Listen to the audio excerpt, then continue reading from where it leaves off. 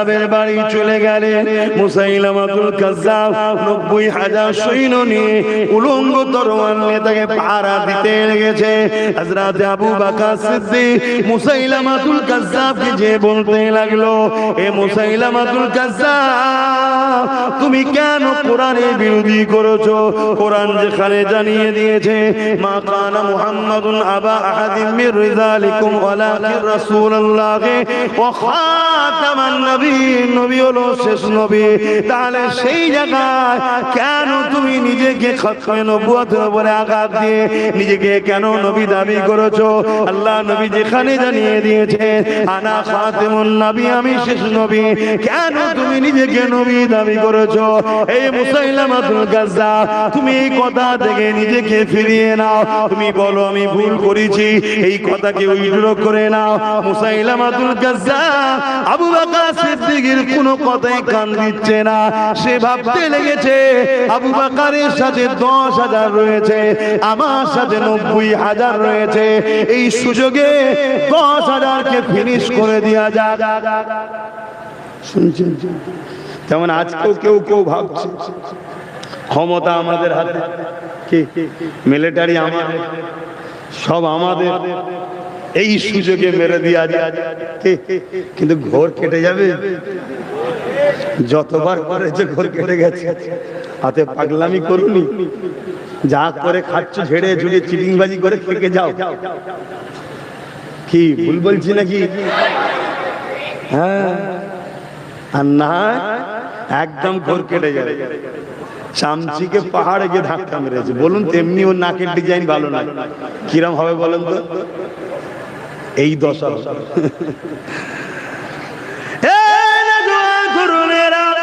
মুসাইলামাতুল কাজ্জাব আর কোনো কথা না শুনে ইশারা করে দিল তার জালিম বাহিনীকে।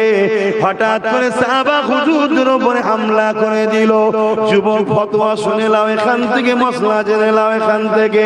হঠাৎ করে হামলা করে দিল।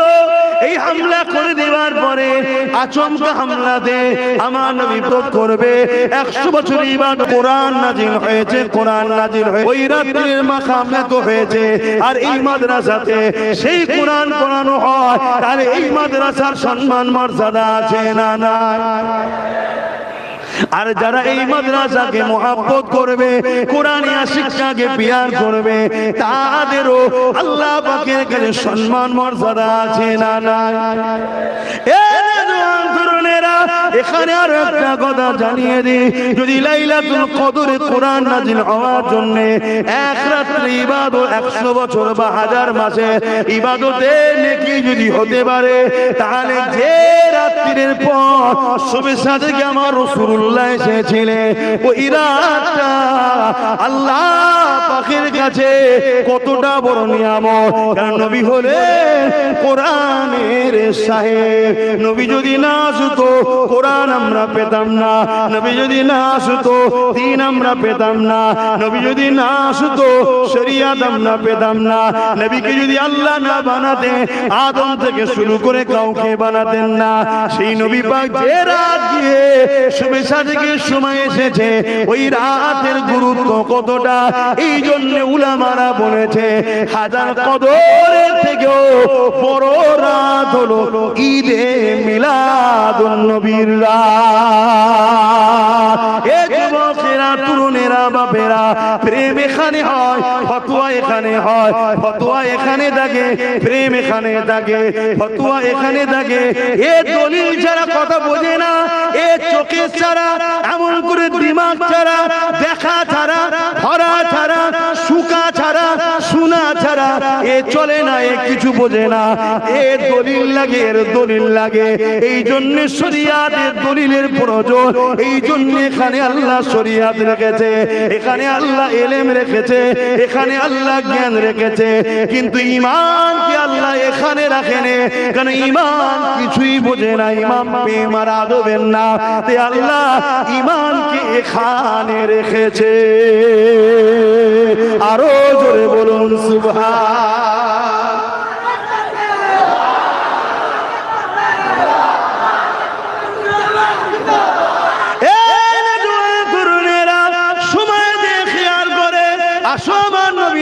মিলাদের আলোচনা করে নে। কেন মিলাদের আলোচনা করতে হবে?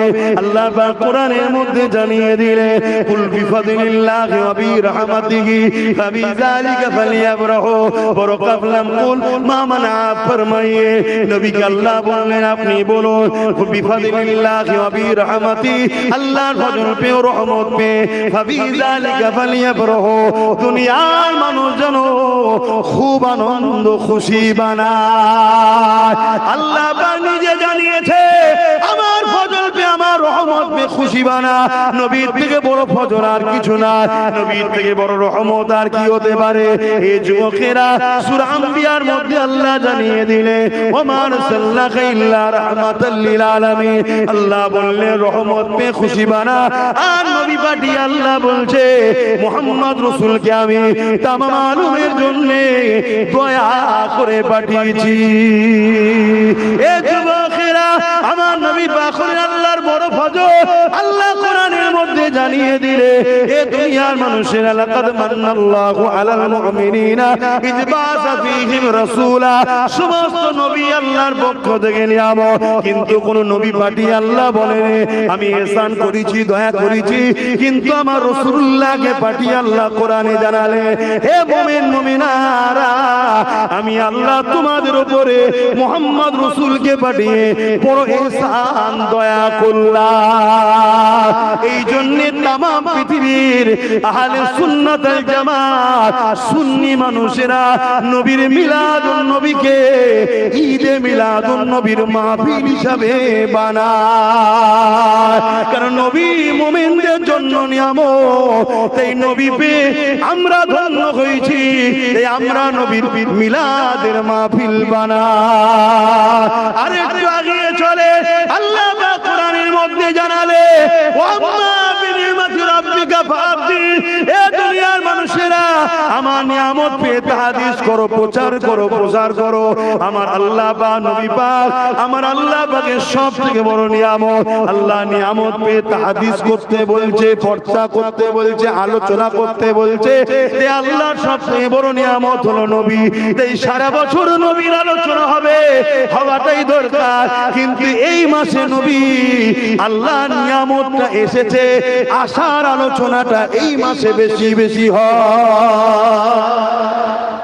আসেন আমার নবী পাকের আম্মা জানেন একটা কথা বলি শোনেন। আম্মা জান আমিনা বলতে লাগলেন আব্দুল্লাহ সঙ্গে আমার যখন নিকাহ হয়ে গেল, প্রথম রাত্রিরে আব্দুল্লাহর আমি এক জায়গায় হলাম। হওয়ার পর আব্দুল্লাহর পেছিনাতে নূরে মুহাম্মদ রাসূলের চমক ছিল, ওটা আমি আমিনা আমার হে মুবারকে চলে গেল। ওটা যেতে দেরি আমি আমিনা আমার শরীর থেকে খুশবু বেরোতে শুরু হয়ে যায়।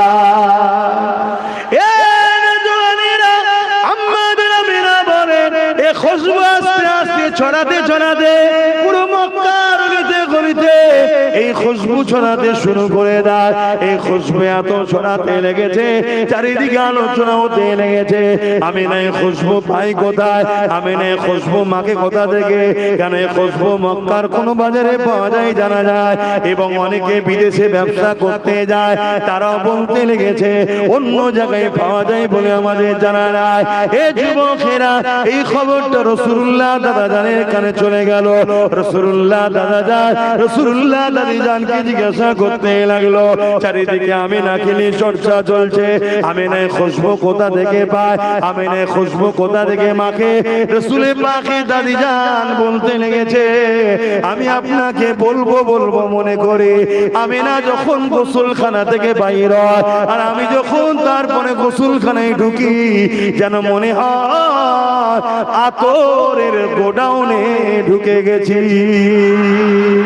এই কথা শুনে রাসূলুল্লাহ দাদা জান আম্মা জান আমিনাকে ডাক দিলে, ও আমিনা এদিকে এদিকে আসো মা, চারিদিকে একটাই চর্চা, তোর কোথা থেকে পাও, তুমি কোথা থেকে মাকো, কোথা থেকে পাও। আম্মা আমেনা বলতে লেগেছে আব্বা তোর আমার নয়।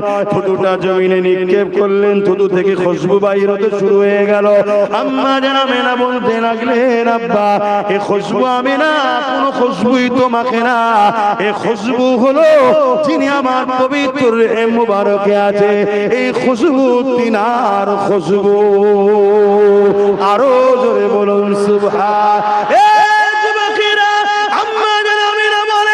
আমি যখন কুয়ার ধারে যাই, কুয়ার ভেতর থেকে সালাম আসতে লাগে, আমি না সালাম তোমাকে, মোবারকবাদ তোমাকে। আমি না গিয়ে যেতে লাগলাম, খাবড়ে খাবড়ে গিয়ে দেখে কুয়ার পানিটা কানা পরিমাণ এসে গেছে এবং কুয়া থেকে আওয়াজ আসতে লেগেছে সাইয়্যিদুল মুরসালিনের আম্মা কি দরকার ছিল পানি আনতে আসার, হুকুম করলে গিয়ে ঘরে বাটি ভরে দিয়ে আসতা।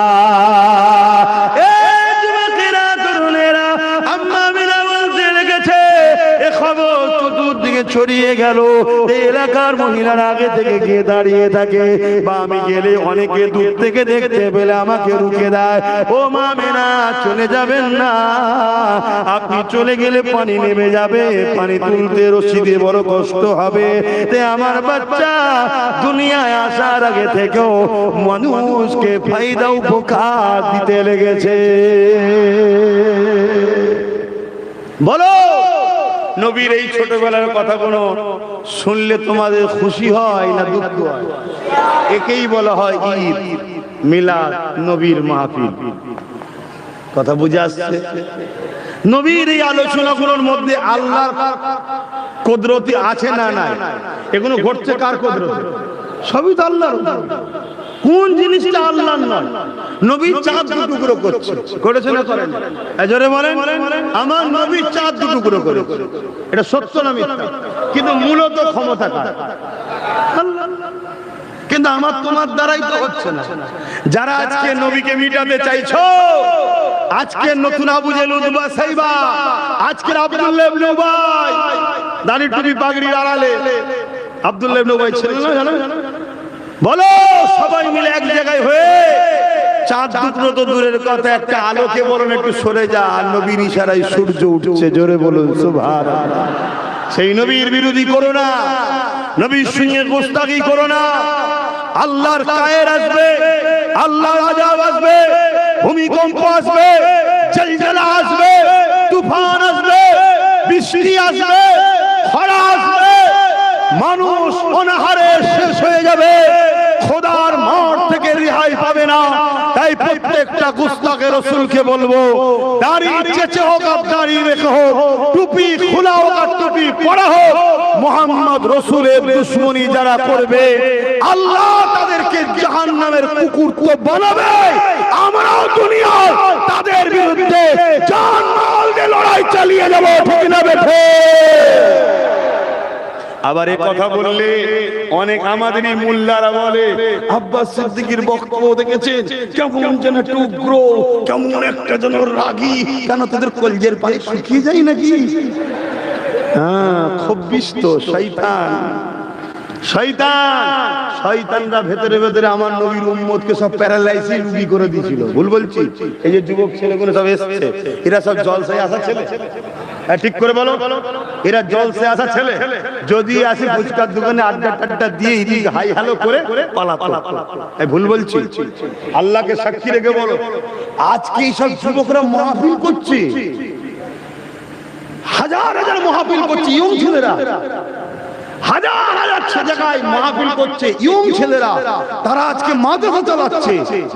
এই যে জোশ একটা যুব সমাজের মধ্যে আসছে, এই জোশ নবীর আলোচনার মাধ্যম দিয়ে আসে। আর এই আলোচনা ওসিলা আল্লাহ, এই অধম অহংকার নয়, নবীর গোলামের দ্বারা আল্লাহ করিয়েছে। এতে আমাকে টার্গেট, এই জন্য আমার উপর এত রাগ, আমার উপরে এত ক্ষোভ। এই জন্য শোনো আমার বাপজানেরা, মায়েরা, তোমাদের বাচ্চা বলছি, হতে পারে আপনারা আমার থেকে অনেক বয়সে, দাদুর বয়সী, দাদির বয়সী, কিন্তু আমার কথা আগেও ছিল যে আজও তাই। পুরো পৃথিবীতে একটাই রাজনীতি চলছে, ইসলামকে মিটিয়ে দাও। একটাই রাজনীতি পুরো পৃথিবীতে চলছে, ইসলামকে মিটিয়ে দাও। তাহলে তুই রাজনীতির নামে যদি ইসলামকে মিটাতে চাস, তাহলে নবিয়ানা মেম্বারে বসে নবীর উম্মতকে ওই জালিম জুলুম অত্যাচারী রাজনীতির নামে যে ইসলাম মিটানো ষড়যন্ত্র, তার বিরুদ্ধে বলা দরকার আছে না নাই? তাই আমি কথা বলি। আর এই কথা যখন বলি, ওই জালিম নেতাদের ভাড়াটিয়া উলামা আর জালিমদের মুনাফিক মুসলমান গুলো আমার বিরুদ্ধে লেগে গেছে। আমার কোনো অসুবিধা নেই, আপনাদের অসুবিধা হচ্ছে? আমার পিছনে লেগেছে, আমার কোনো অসুবিধা নেই। এদের কিছু করতে পারবে না। এদেরকে আল্লাহ একটা ফুসকুরি দিলে মার শেষ মানে ঠিক করতে পারে না। এ বোঝেন ফুসকুরি? আল্লাহ একটা ফুসকুরি দিলে সারাবার ক্ষমতা আছে? চুলকোনা দিলে মিটাতে পারে? যে চুলকোনা মিটাতে পারে না, সে বলছে ইসলাম মিটিয়ে দেবো। আজীব ব্যাপার না? অতএব এই জানটা আল্লাহ আমায় দিয়েছে, মুহাম্মদ রাসূলের গোলামি করবি। আর মুহাম্মদ রাসূলের গোলামি যে করবি, আমি আল্লাহ তোকে আমার পেয়ারা করে নেব। জোরে বলুন সুবহানাল্লাহ। সিস্টেমটা ঠিক এটা। খাওয়া খেতে যাও, পাখার ডান্ডা ধরে ঘোরাস নি, সুইচটা টেপ খাওয়া হবে। আমায় পেতে চাস, সুইচ টেপ অর্থাৎ মুহাম্মদ রাসূলের কাছে যা, অটোমেটিক আমি ফায়দা দেব। বুঝাবার জন্য বলছি, কেন আপনারা আম মানুষ তো নাই, বুঝবেন কি করে? শুধু আর সব তো মৌলী সাহেব বসে নেই, এই জন্য একটু সাইডে যেতে হয়। তো যাক, সেই জায়গায় আমার মিশন একটাই, আমার লক্ষ্য একটাই। আমি চাই আমার বাপ, আমার মা, আমার ভাই, আমার বোন, এদের হৃদয়ের মধ্যে হুজুরকে ঢুকাতে চাইছি। জানি ভুল আছে, এদেরকে কোনোদিন আমার দরবারে গেলে কেউ বলতে পারবে না বলেছি প্যান্ট শার্ট পরবি না। আমি বলি না। অনেক আমার এই কথা শুনে বলবো, দেখেছো প্যান্ট শার্ট পরতে নিষেধ করে না। হুজুর যেদিন এদের পূর্ণাঙ্গ ঢুকে যাবে, এরা হুজুরের রঙে নিজেরাই রঙিন হয়ে যাবে। পাগল তো তাকে বলা হয় যে মর্জিনার মতো চুল কেটেছে। মর্জিনা বোঝেন? সেই ব্রাজিলের একটা খেলোয়াড়, শুধু এই জায়গায় চুল রেখেছে, সব ছাঁচা। কি ব্যাপার রে? বলছে এটা আমার খেলোয়াড়ের পছন্দ। কেন? ওকে ভালোবাসে। ওই ভালোবাসার নেশা যখন এদের দিলে ঢুকে যাবে না, এদের মুখে দেখবেন অটোমেটিক দাড়ি বেরোচ্ছে, অটোমেটিক মাথায় টুপি উঠছে, অটোমেটিক জুব্বা ঢুকছে, অটোমেটিক পায়জামা পাঞ্জাবি পরছে, অটোমেটিক মসজিদে যাচ্ছে, অটোমেটিক কি বলে হজ করতে যাচ্ছে। সব আস্তে আস্তে আল্লাহ গজিয়ে নেবে। কেন? আমার নবী যে হবে, আল্লাহ তাকে জাহান্নাম দেবে না। তো যখন জাহান্নামে দেবে না, জান্নাত যাবার মতো তৈরি করতে হবে। তো তৈরি করার তো কাজ আমার নয়, জিনার কাজ। তিনি ঠিক এদেরকে চেঞ্জ করতে হবে। জোরে বলুন ইনশাআল্লাহ, বলুন ইনশাআল্লাহ। কিন্তু বাপ ভাইরা, হুজুরকে মোহাব্বত না করে এই সমাজে অনেক লোক আছে যাদের চেহারা দেখলে মনে হবে আসমান থেকে ফেরেশতা নেমেছে, অথচ ইবলিস শয়তানের টেন্ডার নিয়ে বসে আছে। কি চেহারা! কিন্তু ইবলিস শয়তানের টেন্ডার নিয়ে বলে ঘুরিয়ে ফিরিয়ে শুধু আমার হুজুরকে ছোট করছে, শুধু ছোট করছে। এরকম সমাজ আছে না? না বলুন, আমি ভুল বলছি? কেউ হুজুরের আহলিয়া আম্মা খাদিজা হুজুরকে নিয়ে সমালোচনা করেছে না করেন? কেউ হুজুরকে নিয়ে এটা ওটা সব বলেছে না বলেন? দেখলে মনে হবে নূর চমকাচ্ছে, ফেরেশতা এসেছে। বলুন, এসব কথাগুলো যারা বলে তারা হুজুরকে ছোট করছে না করেন? হ্যাঁ, কেউ বলে আবার এসব কথা বলতেও তো ভয় লাগে, আল্লাহ না নারাজ হয়ে যায়। কিন্তু ছেলেদের জানাতে হবে। হযরতে মওলা আলী শেরে খোদা, তিনার সম্বন্ধে বলে কেউ কেউ তিনি নাকি নাউযুবিল্লাহ শরাব পান করেছে। বলুন বলুন, কে? প্যান্ট শার্ট পরা ছেলে বলেছে? এ দাড়ি চাঁদা ছেলে বলেছে? দাড়ি চাঁদা ছেলে নিজে হয়তো মদ খেয়েছে, কিন্তু মওলা আলীর গায়ে দাগ লাগায়নি। মওলা আলীটা কে? মওলা আলী হলো ইলমের দরজা। নবী পেতে গেলে মওলা আলীকে দরকার। নবী বলেছে আমি হলাম ইলমের শহর, আলী হলো ইলমের শহরের দরজা। তাই মওলা আলী বলতো নবীর কাছে যে একবার যাবে আমার কাছে দুবার আসবে। একবার আমার দরজার মধ্যে দিয়ে যাবে, আবার দেখা করে বেরোবার সময় আমার মধ্যে দিয়ে আসবে। জোরে বলুন সুবহানাল্লাহ। 9 বছর যখন বয়স ছিল, তখন হুজুরের হাতে হাত দিয়ে হুজুরের কলেমা পড়েছে। কথা বুঝে আসছে? কোন কোন রায়াতে 7 বছর বয়স, ছোটবেলা থেকে হুজুরকে ইক্তেদা করে নামাজ পড়তো, হুজুরের সঙ্গে রোজা রাখতো, নামাজ ফরজ হবার আগেও হুজুর নামাজ পড়তেন, রোজা ফরজ হবার আগেও হুজুর রোজা রাখতেন, মাওলা আলী ফরজ হবার আগেও হুজুরের দেখা দেখি উযু করতেন, নামাজ পড়তেন, রোজা রাখতেন। তাহলে মাওলা আলী যদি মদ খায়, হুজুরের দেখা দেখি সব করেছে, তাহলে ঘুরিয়ে বলছে হুজুরও মদ খেয়েছে, নাউজুবিল্লাহ। ঘুরিয়ে এটাই বলা হবে হুজুরকে অনুসরণ করে ছোটবেলা থেকে চলছে। শুনছেন তো নাকি? কেউ 7 বছরের কোন ছেলে আপনাদের ঘরের অমুসলিমদের বাচ্চারাও খায়? কোরআন কখনো অন্যায়ের সঙ্গে আপোষ করে না। কোরআন অন্যায়কে খতম করার জন্য এসেছে। ঠিক বললাম না ভুল বললাম? আবার এই ঠিক বলা জিজ্ঞেস করলে অনেক মৌলভী সাহেবদের এখন কষ্ট হয়, বলছে সামনে সব মুফতি আল্লামা বসে আছে নাকি জিজ্ঞেস করছে। এরা মুফতি আল্লামা না হতে পারে, কিন্তু তোমাদের মতো ভাড়াটিয়া মানুষেরা নয়। বলেন ইনশাআল্লাহ। তো সেই জায়গায় কোরআনের মিশন হলো জালিম, জুলুম, অন্যায়, অত্যাচার খতম করে পৃথিবীতে শান্তি প্রতিষ্ঠিত, শান্তির জিন্দেগি, শান্তির জান্নাতের রাস্তাই তো কোরআন। জোরে বলুন সুবহানাল্লাহ। আর এই কোরআন জিনার উপরে এসেছেন সাহেবে কোরআন হযরত প্রফেট মুহাম্মদ রাসূল সাল্লাল্লাহু আলাইহি ওয়াসাল্লাম। তিনি হলেন কোরআনের বাস্তব, কোরআনের বাস্তব প্র্যাকটিক্যাল। কোরআনটা নবী আমাদেরকে নিজের লাইফে পালন করে আমাদেরকে শিখিয়েছেন। জোরে বলুন সুবহানাল্লাহ। কিন্তু মাসটা চলছে রবিউল আউয়ালে, আর আমার বাপ রবিউল আউয়ালের চাঁদের শেষ শনিবার, ঠিক বললাম, শেষ শনিবারই মাহফিল করে। এর থেকে বোঝা যায় হুজুরের স্মৃতিতেই মাহফিলটা মূলত করে। আর মাদ্রাসাটাও হলো হুজুরেরই ঘর। মাদ্রাসা কার ঘর?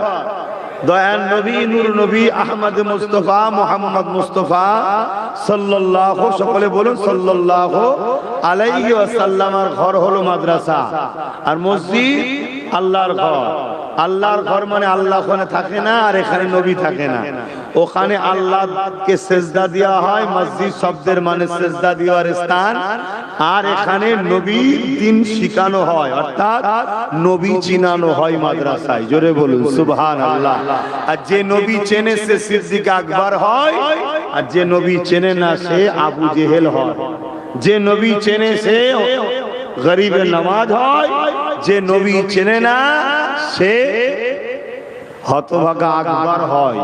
যে নবী চেনে সে মুজাদ্দিদ জামান আবু বকর সিদ্দিক হয়, আর যে নবী চেনে না সে বুশ হয়। বুশ চেনেন তো বুশকে? হ্যাঁ। অতএব নবী চিনানো এখানে হয়। আসেন আলোচনার দিকে যাই। সকলে প্রাণ খুলে জবান ছেড়ে নিজের নেতার উপরে দরুদ পড়ুন। আল্লাহুম্মা সাল্লি আলা। এই পাখাটা এরকম ভাবে দিলে হবে না, তো গলায় লাগছে পুরো। বন্ধ করেন পাখা, পিছন থেকে দিতে হয় না, এক্ষুনি গলা বসিয়ে দেবে।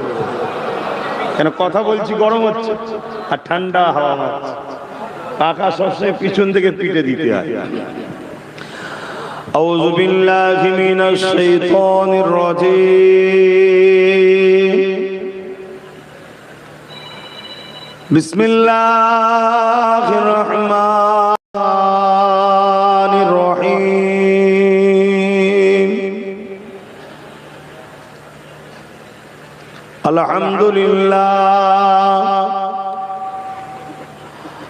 আলহামদুলিল্লাহ নাহমাদুহু ওয়া নাস্তাঈনুহু ওয়া নাস্তাগফিরুহু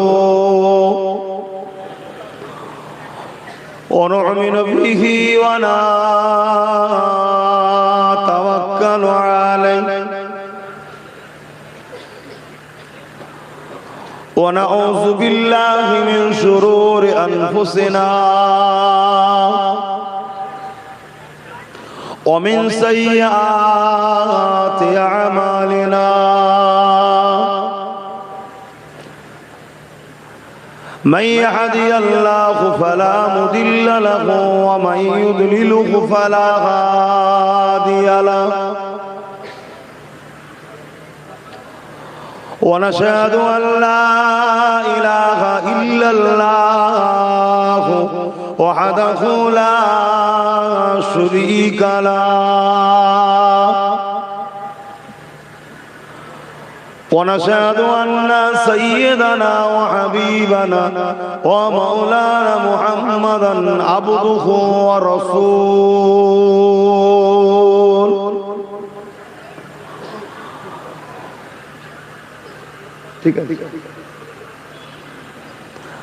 أما بعد فيا أيها الحاضرون رحمكم الله قال الله تعالى في كلام المجيد والفرقان الحميد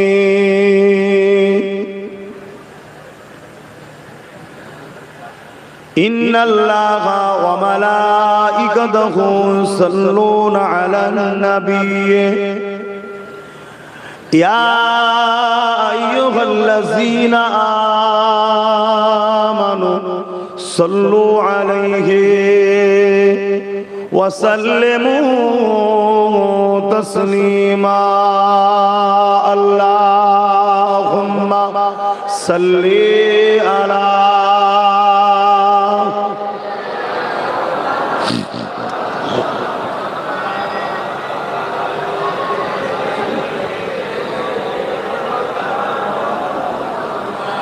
محبتي اللهم صل على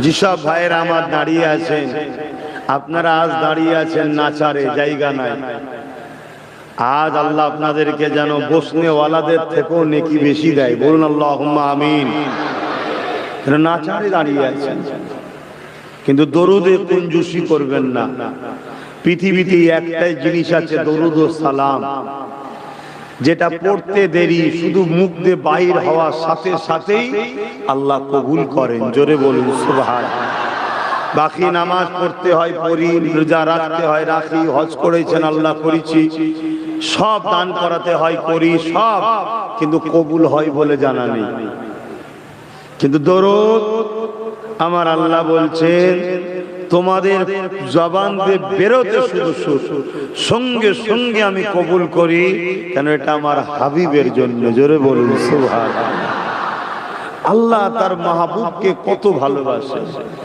আর প্রতিটা জিনিসই আমরাও দেখুন আমাদের ভালোবাসাকে ভালোবাসি আমাকে আঘাত দিলে যতটা না কষ্ট হয় আমার ভালোবাসাকে আঘাত দিলে বেশি কষ্ট হয় এটা আপনাদের ক্ষেত্রেও হয়তো নাকি তাহলে যিনি রব্বুল আলামিন যিনার দয়া শেষ নাই আমরা সামান্য দয়ালে যদি এটা করি তিনি তার ভালোবাসাকে আঘাত দিলেও কষ্ট পায় কুদরতি অন্তরে আর তার ভালোবাসাকে ভালোবাসলে এত খুশি হয় নিজেই বলেছে তোরা আমাকে ভালোবাসিস বলিস আমাকে যদি সত্যি ভালোবাসিস তাহলে আগে আমার বন্ধুকে ভালোবাস জোরে বলুন সুবহানাল্লাহ তো সেই নবীর ভালোবাসার নমুনা হলো দরুদ ও সালাম আল্লাহ পাক কোন কাজে নিজের সাথে কাউকে শামিল করেন সাথে লাইনে मगर जब दरूद की बात आए तो खुदा ने पहले ऐलान किया इन्नल्लाह बेशक मैं खुदा व मलाइकतहू ऐ फरिश्ते तुम सब भी आओ फरिश्तों को भी साथ में मिला लिया युसल्लून अला नबी नबी पर दरूद भेजते हैं या अय्युहल्लज़ीना आमनू हर इंसान को खुदा ने नहीं बुलाया जो लोग ईमान लाए हैं आओ ईमानदारों क्यों तुम दूर रहोगे मैं और मेरे फरिश्ते दरूद भेजते हैं, तुम सब भी आओ सल्लू दरूद पढ़ा करो। बोलिए सुभान अल्लाह। আল্লাহ ঈমানদারদের ঘরে দরুদ পড়তে বলেছে এবং আল্লাহ ও ফেরেশতা দরুদ পাঠায়। আসেন সেই নবীর উপরে আমরা দরুদে যেন কঞ্জুসি না করে ফেলি, এটা প্রত্যেকে নিজের নিজের দায়িত্ব রাখবেন। দরুদের ফজিলত সম্বন্ধে আপনারা সবাই জানেন। এতটুকু বলে যায়, কোন দোয়া কবুল হয় না দরুদ ছাড়া।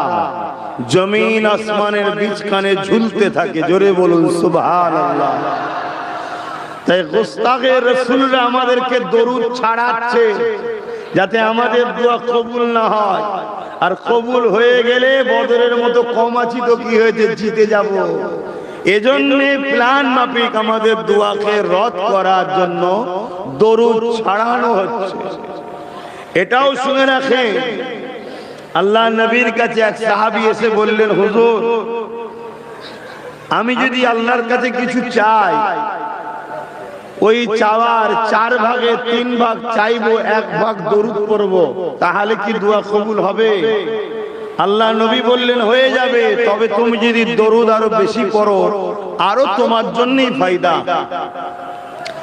সাহাবী বললেন, তাহলে 50-50, 2 ভাগ দরুদ পড়ব, 2 ভাগ অংশ টাইম ধরে নিজের জন্য চাইবো, হবে? আল্লাহ নবী বললেন, এতো হবে, যদি আরো পড়ো আরো ভালো। সাহাবী বলছেন, তাহলে 3 ভাগ দরুদ পড়ব, 1 ভাগ সময় দোয়া চাইবো। আল্লাহ নবী বললেন, এতো হবে, যদি আরো পড়ো আরো ভালো। সাহাবী বলছেন, হুজুর আজ থেকে আমি আর কিছু চাইবো না, শুধু দরুদই পড়বো। আল্লাহ নবী বলছেন, তাহলে তোমার অন্তরে যা আছে সবটাই কবুল আল্লাহ করবে। জোরে বলুন সুবহানাল্লাহ, আরো জোরে বলুন সুবহানাল্লাহ। আরো একটা কথা বলে যায়, এক ছেলে সংসারের অভাবে ধার করেছে, একে ধার করে বলেছে অমুক দিন দেবো, দিতে পারেনি। আর একজনের থেকে ধার করেছে, বলছে অমুক দিন দেবো, অভাব, দিতে পারেনি। আর একজনের থেকে ধার করেছে, অমুক দিন দেবো, দিতে পারেনি। একদিন 3 জন মিলেই কাজীর কাছে বিচার দিয়েছে। তখন তো বিচারক কাজী ছিল, কাজীর কাছে বিচার দিয়েছে। কাজী সাহেব ওই ঋণ যে করেছে ব্যক্তিকে 3 দিন সময় দিয়েছে। 3 দিনের মধ্যে সবার ঋণকে শোধ করে দাও। যুবকরা শোনো, আজ তোমরা অনেকে নাকি বলে অভাব হচ্ছে, ঋণ হয়ে যাচ্ছে, এরকম সময় অনেকে বলে। এর সমাধানের রাস্তা বলছি, সমাধানের রাস্তা বলছি। যাদের রুজি ছোট আছে রাস্তা লাও, ঠিক লাইনে নেই বলেই তো বিপদ আমাদের। তো ভাইরা আমার, কাজী সাহেব বললেন 3 দিন সময় দিলাম, 3 দিনের মধ্যে যদি ঋণ শোধ করতে না পারো তোমাকে জেলে দেবো এবং বেতের আঘাত দেবো। যুবকটা জেলের ভয়ে আর বেতের আঘাতে বড় ঘাবড়ে গিয়ে কাঁদছে। যেমন আমাদের ছেলেগুলো প্রথম জেল শুনে খুব ভয় খেত, এখন সব ওরা জেলের যা খুশি মনে করছে, হই হই করছে। আমি দেখছি তখন আগে বিরাট ভয় খেতে, এই ভয় খেলেই ভয় দেখাবে। তো যাক, যুবকটা খুব ভয়ের মধ্যে কাঁদাকাটি করছে। আর এমন সময় এক দরবেশ মানুষ এসে বলছে, বাবা ছেলে তুমি এরকম কাঁদাকাটি করছে কেন, কি হয়েছে? বলছে, আমি নিজের জ্বালায় নিজে চলছি, আপনি যান, দেখে তো মনে হচ্ছে আপনাকে দিলে ভালো হয়, গরিব ফকির মানুষ, আমার সমস্যা কি শুনবেন? আরে বাবা বলো কি হয়েছে? ছেলেটা বলেছে যে আমি এরকম ঋণী, আমি ঋণগ্রস্ত, তা আমাকে যে কাজী বিচার হয়েছে 3 দিনের মধ্যে শোধ না করতে পারলে জেল দেবে, মারবে, আমি অভাবী পাবো কোথায়? তখন ওই দরবেশ মানুষ বলছে, কোনো চিন্তা করোনি, সব হয়ে যাবে। বলছে কি করে? বলছে আজকে যাও, ঘরে গিয়ে ভালো করে পাক পবিত্র গোসল হয়ে আতর গোলাপ মেখে ঈশান নামাজ পড়ো, পরে দরুদ পড়তে শুরু করো, দরুদ পড়তে শুরু করো। প্রত্যেকটা মুসিবতকারীর মুসিবত, প্রত্যেকটা দুঃখীর দুঃখ মিটানোর জন্যই তো আল্লাহ নবীকে রাহমাতাল লিল আলামিন করেছে। জোরে বলুন সুবহানাল্লাহ। নাই কিসের জন্য করেছে? দেখাবার জন্য? সমস্যা সমাধান করার জন্যই তো রহমত দরকার। হ্যাঁ, আমরা সারা জীবন দোয়া চাইছি আল্লাহ তোমার রহমতে এই হও, তোমার রহমত ওই করো, রহমতটাই চিনতে পারলাম না। রহমত চাইছি, রহমতটা হলো আল্লাহ নবী পায়কারে রহমত, আল্লাহর রহমত হলো হুজুর পাক সাল্লাল্লাহু আলাইহি ওয়াসাল্লাম। জোরে বলুন সুবহানাল্লাহ। অতএব যার সাথে হুজুর আছে তার মানে আল্লাহর রহমত আছে, আর যার সাথে হুজুর নেই আল্লাহর রহমত নেই। তো হুজুর পাক সাল্লাল্লাহু আলাইহি ওয়াসাল্লামের উপরে দরুদ পড়ো। ছেলেটা গিয়ে ঈশার নামাজ পড়ে গোসল টোসল করে আতর গোলাপ রেখে ঈশার নামাজ পড়ে দরুদ পড়া শুরু করেছে। ও দরুদ তো আলাদা দরুদ হচ্ছে, এক জেলের ভয়, মার খাবার, আবার হুজুরের মহব্বত, দরুদ পড়েই যাচ্ছে। তাহাজ্জুদ হয়েছে, তাহাজ্জুদের নামাজ পড়েছে, দরুদ পড়ছে। কিছুক্ষণ পরে ছেলেটার চোখ জুড়ে গেছে। হালকা বয়সে ছেলে, নামাজ পড়ে হয়তো রাত জাগা অভ্যাস নেই, ঘুমিয়ে পড়েছে। চেহারায় অদ্দুহার সঙ্গে দিদার হচ্ছে। জোরে বলুন সুবহানাল্লাহ। আমার নবী বলছে বাবা কেঁদো না, চিন্তা করো না, তুমি আমার উপরে দরুদ করেছো। শোনো, অমুক সুলতান, কেউ না কেউ লিখেছে সুলতান আব্দুল হামিদের নাম বলেছে, তার মানে আজ থেকে 120-30 বছর আগের কথা। তা সুলতানের কাছে যাবে, গিয়ে বলবে যে আমাকে হুজুর পাঠিয়েছে, আমার এই অর্থ লাগবে, দিতে বলেছে, সে তোমায় দেবে, তুমি তোমার ঋণ শোধ করে দেবে। বাপ কেঁদো না, আর তুমি চিন্তা করো না। তখন খবরের মধ্যেই বলছে হুজুর আমি যদি সুলতানের দরবারে যাই আমার মতো গরিবকে কি ঢুকতে দেবে না বিশ্বাস করবে? তখন বলবে সুলতানকে যে নবী পাঠিয়েছে, নবী পাঠিয়েছে। হুজুর যদি নবী আপনার কথা বলি সুলতান তো আমাকে আঘাত দেবে যে তুমি তোমার প্রয়োজনের জন্য নবীকে খারাপ জায়গায় ব্যবহার করছো। তখন আল্লাহ নবী বললেন শোনো বাবা, আমার সাথে সুলতানের একটা ভালোবাসার কানেকশন আছে, এটা কেউ জানে না। তোমাকে আমি এই রাজটা বলছি, সুলতানের পরিবারও জানে না, আল্লাহ তো জানে। এবার আল্লাহর কথা নতুন করে বলতে হবে মুমিনের কাছে, এটাই লজ্জাজনক। মুমিনের কাছে যদি বলতে হয় আল্লাহ জানে, এটাই তো দুঃখ যে কিসের মুমিন এগুলো। আপনারা ফতোয়া পড়েন না, মুমিন যদি জবাই করে ফেলে বিসমিল্লাহ বলতে ভুলে যায়, এটা খাওয়া যায় জানেন না কেন? মুমিনের অন্তরে বিসমিল্লাহ আছে, ও বেখিয়াল হয়ে গেছে। কিন্তু অমুসলিম বিসমিল্লাহ বললেও খাওয়া যায় না, কেন ওর অন্তরে আল্লাহ নেই। কি দুঃখ, ওয়াজ করার জায়গাও নেই। যারা মাদ্রাসার চৌকাঠে পা দেয় না তারা এখন ফতোয়াবাজি শুরু করে দিয়েছে। অহংকার নয়, আল্লাহ আমাকে যেটুকু দিয়েছে স্কুল থেকে মাদ্রাসা থেকে দুনিয়াবি মানে মানুষ আলেম ওলামা সোহবতে বসে সার্টিফিকেট যেটুকু আছে, দৌরা হাদিস এমএম করা আছে, পাশাপাশি কিছু এলেম, এসব কত রাজ বলা ঠিক নয়, কিছু এলেম যেটা কোনো মানুষের পক্ষ থেকে আসে না, অটোমেটিক দিলের মধ্যে আল্লাহ উদয় করে দেয়, ইলমে লাদুনিয়া যেটাকে বলা হয়। তো যাক, আমি যেটা বলতে চাইছি সেই রাজ হলো এটা। প্রতিদিন বাদশাহ, মন দিয়ে শুনবেন, প্রতিদিন বাদশাহ আমি রাসূল আমার উপরে 500 বার করে দরুদ পড়ে রাত্রিরে ঘুমাই। বলুন সুবহানাল্লাহ। আজকালকার এরকম কোন মুসলিম নেতা আমাদের আছে 5 বার দরুদ পড়ে ঘুমায়? তাহলে আমাদের কপাল ফাটবে না তো কাদের ফাটবে? আমি অমুসলিমদের কথা বলবো না, আমার জাতের কথা বলবো। আমাদের জাতের যারা ছোটখাটো নেতা হয়েছে, এমন কোন নেতা আছে 5 বার দরুদ পড়ে রাত্রিরে ঘুমায়? তাহলে কেন কপাল আমাদের ফাটছে বুঝতে পেরেছেন? আমাদের জন্যই। আমরা সেই সব লোককে নেতা করিনি যারা রাত্রিরে দরুদ পড়ে ঘুমাবে। আমাদের উচিত আলেম ওলামা ভদ্র সভ্য নেতা, সাধারণ ছেলেদের মধ্যে অনেক ভালো ছেলে আছে, তাদেরকে দাও যাদের দিলে হুজুর আছে। হুজুর যার দিলে থাকবে সে কখনো জালিম হতে পারে না। তো যাই হোক, এই কথাটা বাবা গত রাত্রিরে বাদশা দরুদ না পড়ে ঘুমিয়ে পড়েছিল। বাদশা জানে আর আমি জানি, অন্য কেউ তো জানে না। যাও তুমি এটা বাদশাকে বলবে, তাহলেই বাদশা বুঝে যাবে যে হ্যাঁ হুজুরই বলেছে। যে অনেক বড় কথা, যুবকটা বাদশার কাছে গেল, যাওয়ার পরে ইজাজত নিয়ে ভেতরে প্রবেশ করলো। যাওয়ার পরে বললেন জাহাপানা আপনার সঙ্গে খাস কথা আছে, কারো সামনে বলা যাবে না। রাজ কি বাত রাজ মেই তো होता है। তো বাদশা তার খাস লোককে উজির যারা ছিল সাইড করে দিল, দিবার পর বলছে হুজুর আল্লাহর নবী আমাকে পাঠিয়েছে। বাদশা তো বলল আরে বিয়াদব কোথাকার, তুমি নবীর দোহাই দিচ্ছ কেন, কি লাগবে তোমার বলো। হুজুর আমার অর্থ লাগবে। আমি সত্যিই বলছি হুজুরই আমায় পাঠিয়েছে।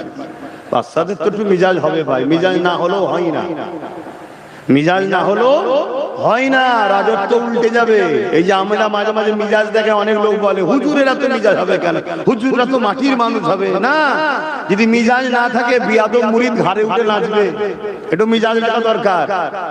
হযরত ওমর ফারুক হুজুরকে নিয়ে অনেকে বলতো, একদিন ওমর ফারুক নিজে দাঁড়িয়ে গেছে মেম্বারের মধ্যে, দাঁড়িয়ে গিয়ে বলছে তোমরা আমাকে বড় রাগী বড় কঠোর কড়া মনে হয়। শোনো, ওমর নিজের জন্য করা নয়, ওমর যদি করা না হয় তো রাসূলুল্লাহর বডিগার্ড চাকরানি নকরানিটা করবে কি করে?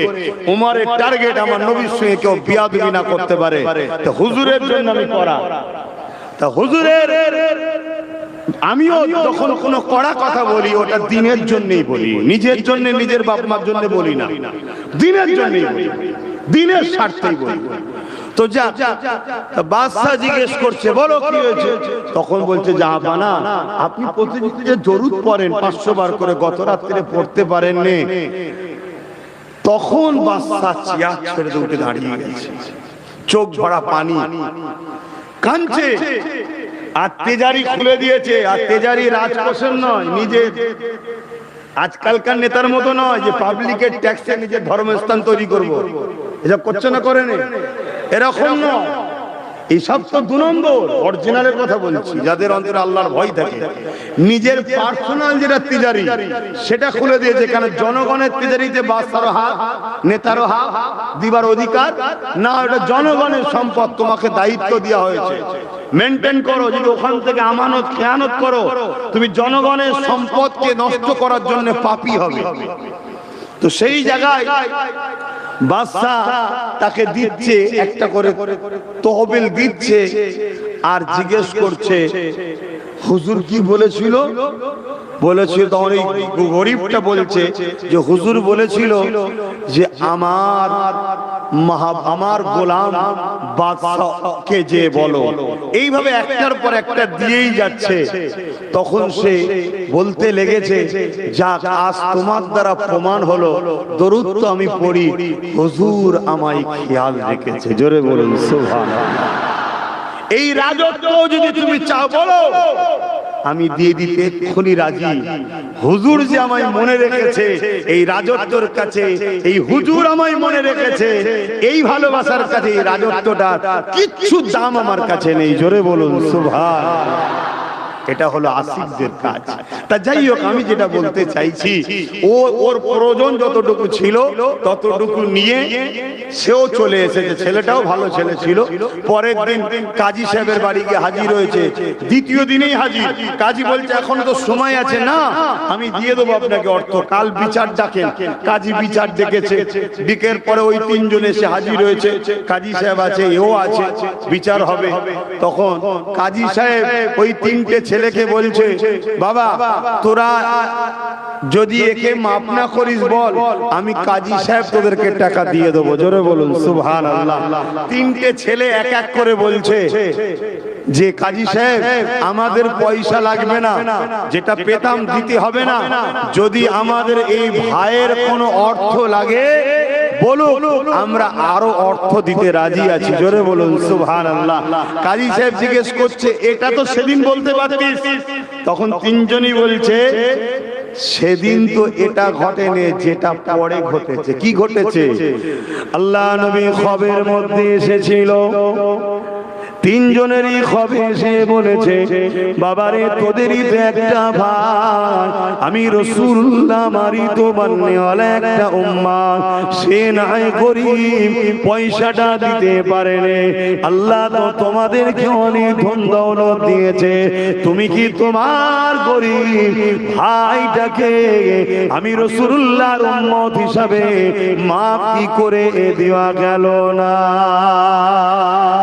কাজী সাহেবও বলতে লেগেছে, বাবারা শুনে রেখে দাও, আল্লাহ নবী আমারও খবে এসেছিলে। আমাকে দিদা দিয়ে বলতে লাগলো, কাজী সাহেব রে, বিচার তো করে দিলে, কিন্তু একবারও ভাবলে না সামনের ব্যক্তিটার দিকে, সে কতটা অসহায়, সে কতটা গরিব।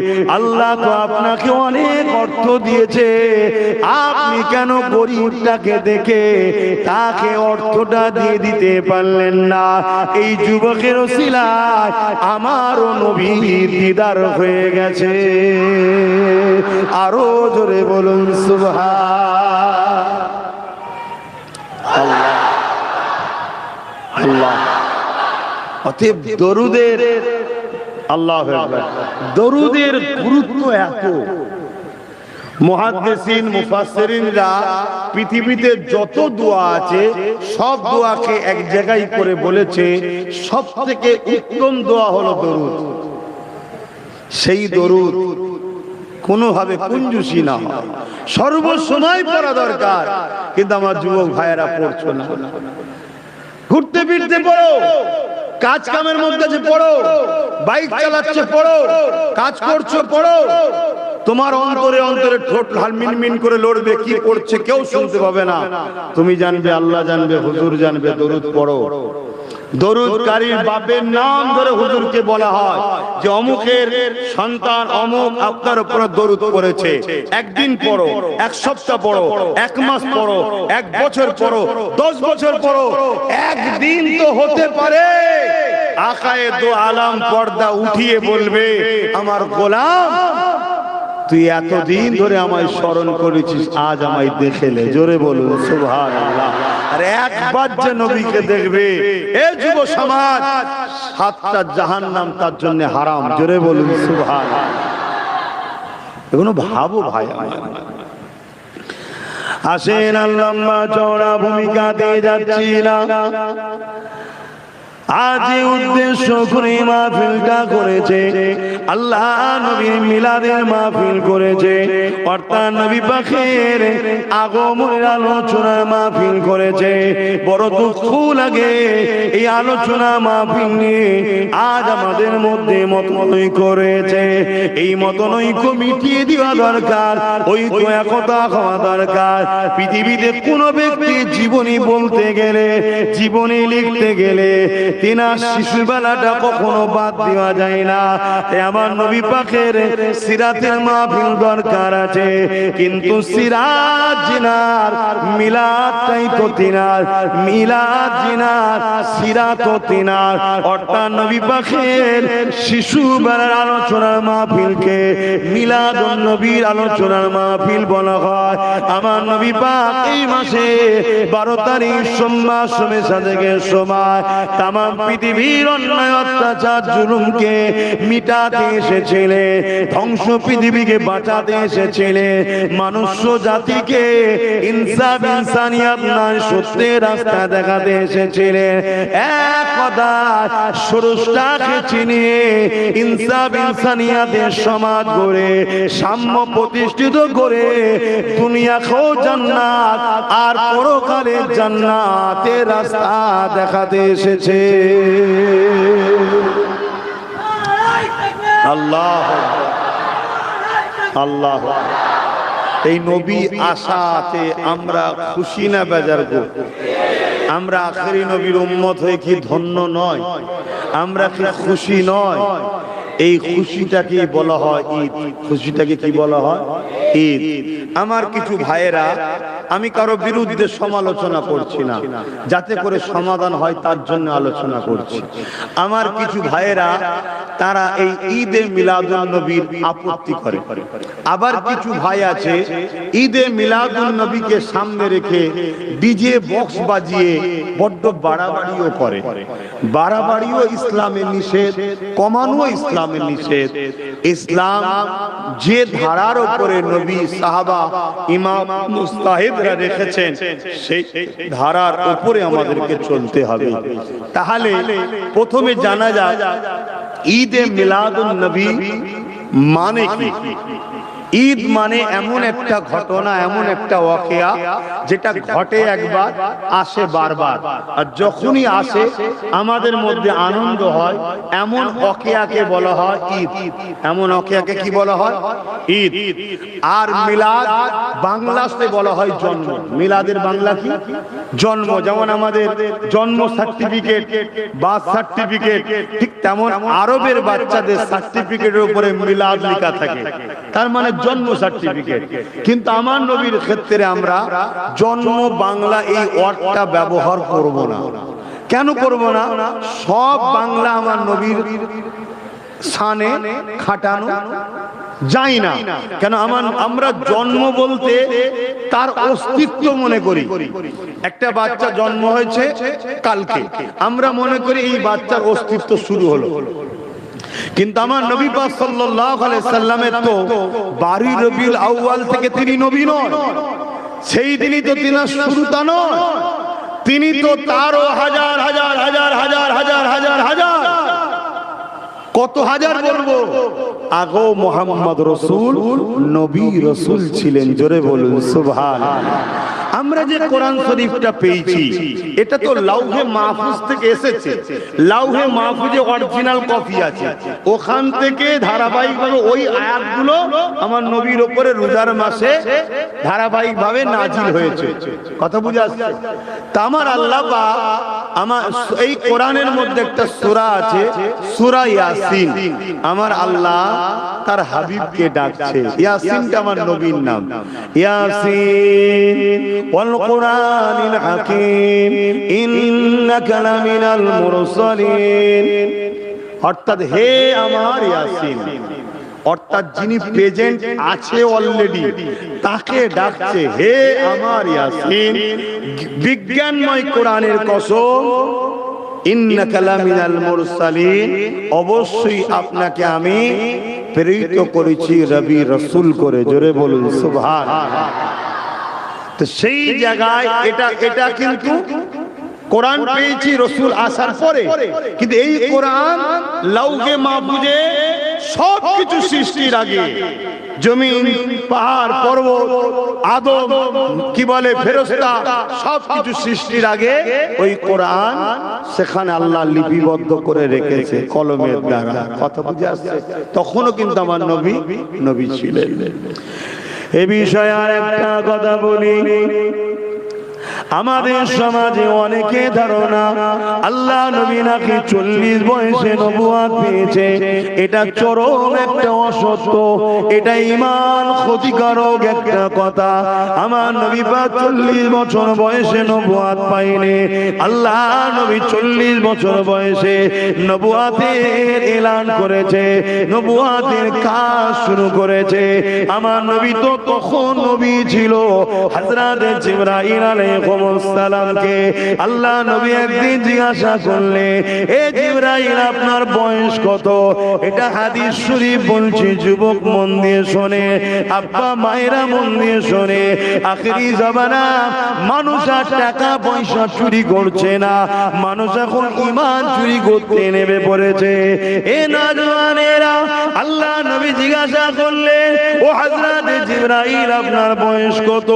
হযরত জিবরাইল বলতে লাগলেন, ইয়া রাসূলুল্লাহ, হাবিবাল্লাহ, এই সংখ্যা গুণে এইভাবে আমি বলতে পারি না, তবে ইয়া রাসূলুল্লাহ, হাবিবাল্লাহ, আমি একটা ওয়াকিয়া আপনাকে শোনাই, যেটা থেকে আপনি হিসাব করে না। এই ওয়াকিয়া হযরত জিবরাইল আলাইহিস সালাম বলেছিলেন, ইয়া রাসূলুল্লাহ, হাবিবাল্লাহ, আল্লাহ যখন আমাকে সৃষ্টি করেছে, না জমিন ছিল, না আসমান ছিল, না চাঁদ ছিল, না সূর্য ছিল, না পাহাড় ছিল, না পর্বত ছিল, না কাবা ছিল, না কিছুই ছিল, না আদম সাবিউল্লাহ ছিল, ইয়া রাসূলুল্লাহ, হাবিবাল্লাহ, ইসরাফিলও ছিল না, মিকাইলও ছিল না, আজরাইলও ছিল না। আমি জিবরাইলকে যখন আল্লাহ বানালে, আমি মাথা তুলে আল্লাহ পাকের আরশ আজিমের নিচে একটা নূরের চাদর দেখতে পেলাম, ওই চাদরে একটা তারার চমক দেখলাম। ওই নূরের তারার চমকটা দেখে আমি জিবরাইল বড় দিবানা হয়ে গেলাম ওটাকে দ্বিতীয়বার দেখার জন্য। ইয়া রাসূলুল্লাহ হাবিবাল্লাহ, ইন্তেজার করতে করতে করতে ৭০,০০০ বছর কেটে গেল। ৭০,০০০ বছর কেটে যাবার পর ওই তারাটাকে আমি জিবরাইল দ্বিতীয়বার দেখতে পেলাম। ইয়া রাসূলুল্লাহ হাবিবাল্লাহ, ওই তারাটাকে দ্বিতীয়বার দেখার পরে আমি জিবরাইল তৃতীয়বার দেখার জন্য আরো বড় বেচैन দিবানা হয়ে গেলাম। তৃতীয়বার দেখার ইন্তজারে রইলাম। ইয়া রাসূলুল্লাহ হাবিবাল্লাহ, ৭০,০০০ বছর ধরে আবার অপেক্ষা করলাম। আবার ৭০,০০০ বছর কেটে গেল, আবার তারাটাকে দেখতে পেলাম।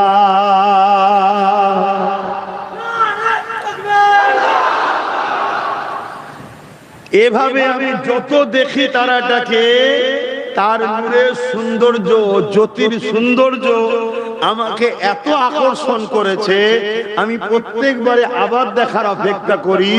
এই তারাটা আমি দেখেছি ৭০,০০০ বছর ছাড়া ছাড়া একবার করে। কত বছর ছাড়া ছাড়া? আর আমি দেখেছি মোট ৭২,০০০ বার।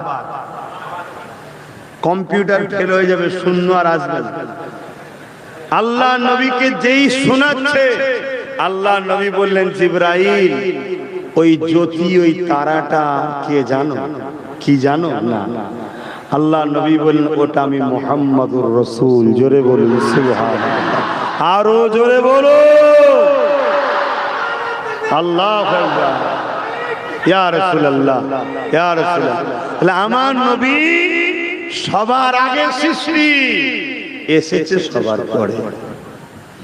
কারণ আছে, কি কারণ আছে? না,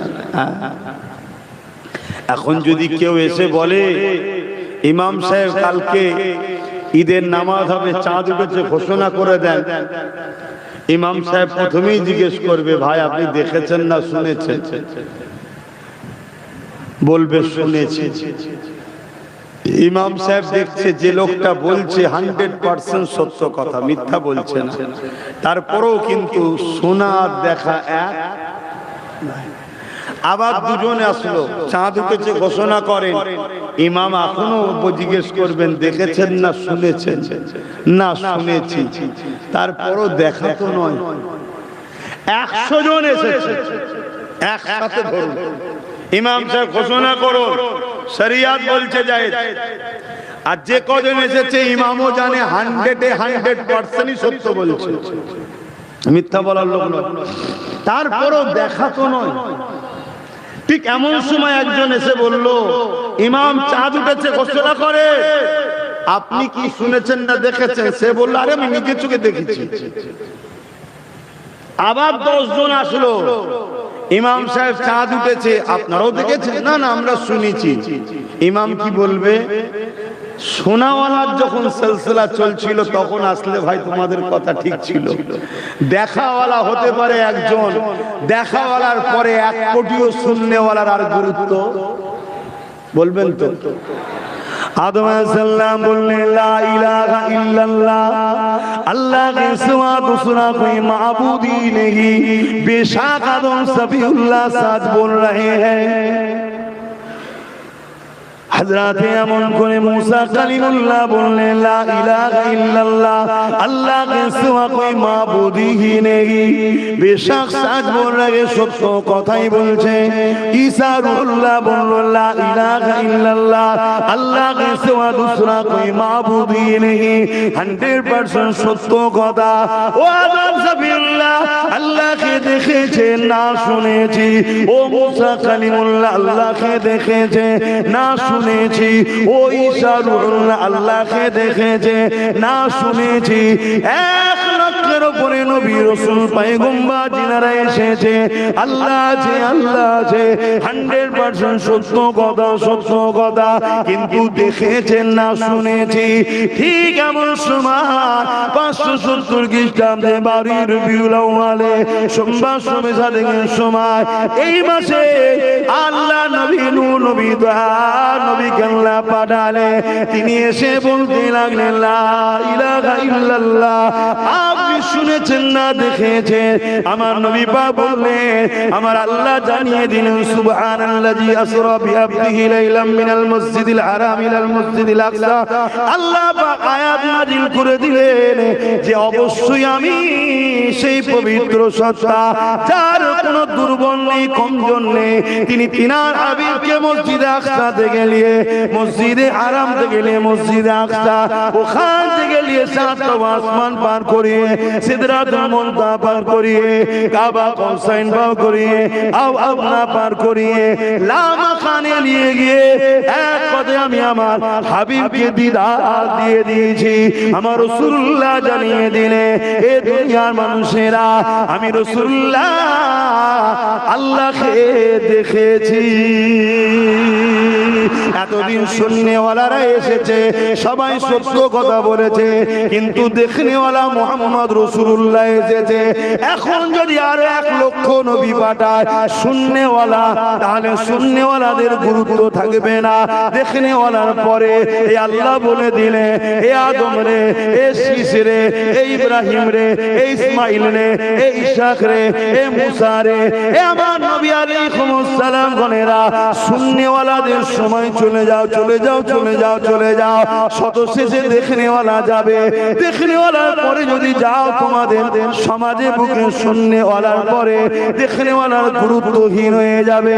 এই শুননেওয়ালাদের পাঠ আগে ক্লোজ করে দিয়ে শত শেষে আল্লাহ দেখনেওয়ালাকে পাঠিয়েছে। আরো জোরে বলুন, আরো জোরে বলুন।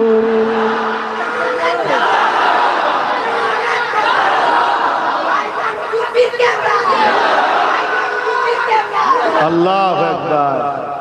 আমার স্লোগান ওই রাস্তায় ঠিক ছিল, ওইখানে আমাকে যা করার করলো, এখানে না। এটা আমার হুজুরের মজলিস, আমি এমন কিছু হতে পারিনি, বুঝে আসছো? আমার হুজুরের কাছে আমি তিনার ঘোড়ার পায়ের ধুলো হতে পেরেছি কি জানি না। আহারে, তিনার পায়ের জুতো ধুলোর আশায় আর বলছে আমি ধন্য হব। কথা বুঝে আসছে? অতএব এইখানে না, এখানে হুজুরের স্লোগান দাও।